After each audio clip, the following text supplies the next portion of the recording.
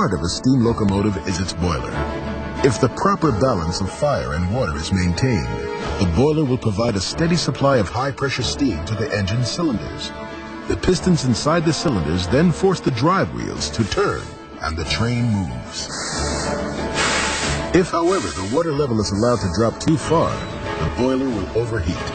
Its metal walls will soften and crack, and it will explode with enormous force.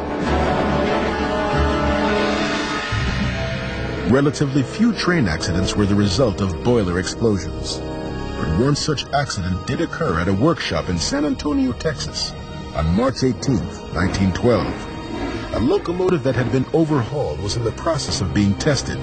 Its boiler suddenly burst, and the engine, as well as several surrounding buildings, were completely destroyed. One 16,000-pound chunk of metal came down nearly a quarter of a mile away from the blast site. A nearby house was smashed by a huge piece of the engine.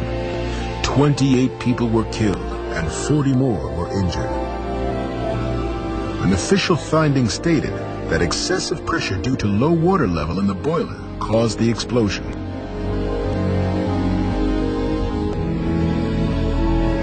Another boiler explosion happened in 1934 near Powellton, West Virginia. On December 27th, employees of the Elkhorn Piney Coal Mining Company and their families were returning home on the company's train. Without warning, the engine's boiler exploded. After being thrown into the air, it came down on top of the first coach of the train.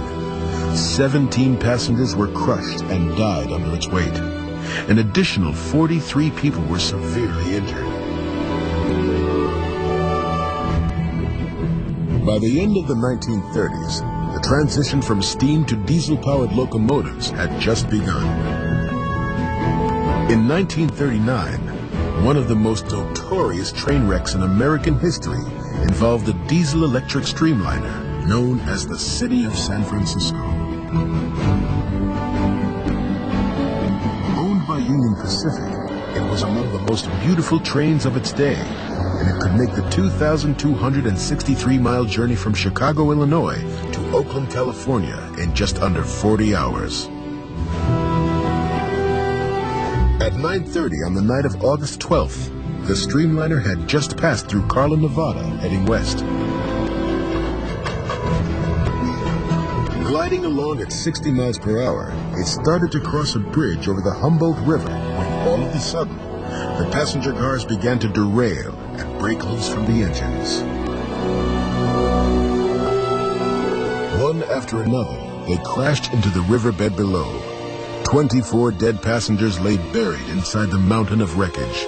115 others had sustained injuries. By morning, an investigation into the cause of the crash was underway. It quickly became clear that it was sabotage. The cars had jumped the track because a saboteur had removed a number of spikes and then pulled a rail out of alignment. A search of the river uncovered tools which were believed to have been used to move the displaced rail.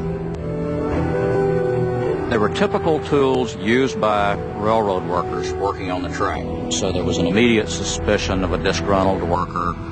The investigation of this wreck took on almost a passion among the law enforcement people, the railroad people.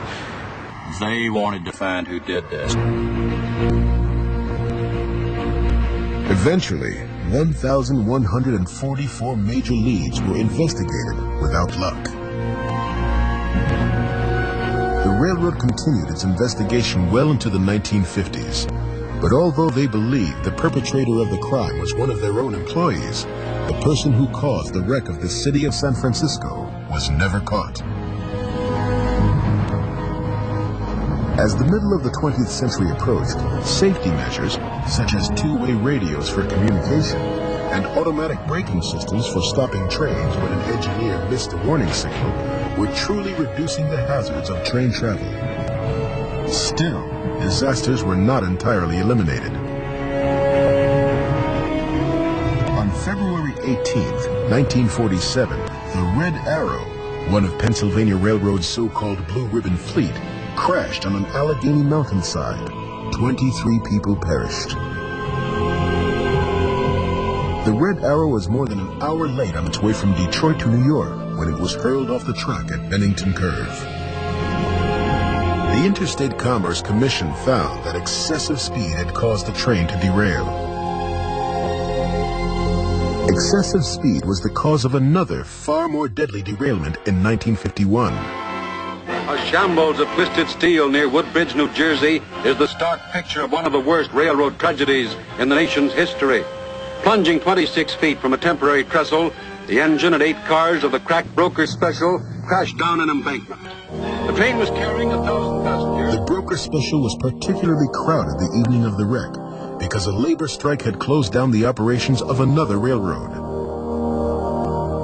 Of the more than 1,000 people who were on board the train, 84 were killed and 350 sustained injuries. The temporary trestle where the train derailed had a reduced speed limit of 25 miles per hour. Later testimony indicated that the engineer knew about the trestle and its reduced speed limit. Nevertheless, the investigation determined the train was traveling at over 50 miles per hour when it derailed. There is one crash that has been called the all-time sensational runaway train wreck. It occurred on January 15, 1953. Thousands of visitors were on their way to the nation's capital to attend the presidential inauguration of Dwight D. Eisenhower. Some were arriving at Washington's Union Station on board Pennsylvania Railroad's Federal Express. As the train approached the station, the engineer applied the brakes. When they did not respond, he began to blast his horn to warn the train yard that disaster was imminent. There was just enough time for passengers on board the Federal to move to the rear of the train, and for people in the station to run for their lives.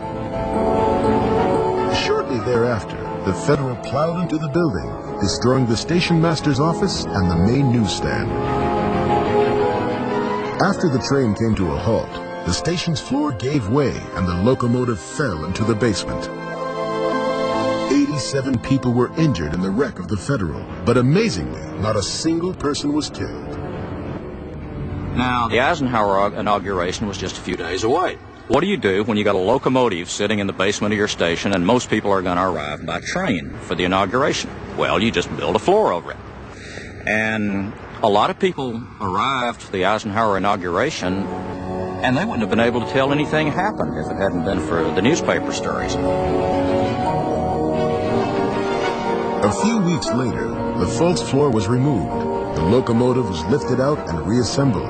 It was then put back on the tracks, and it continued to run for years.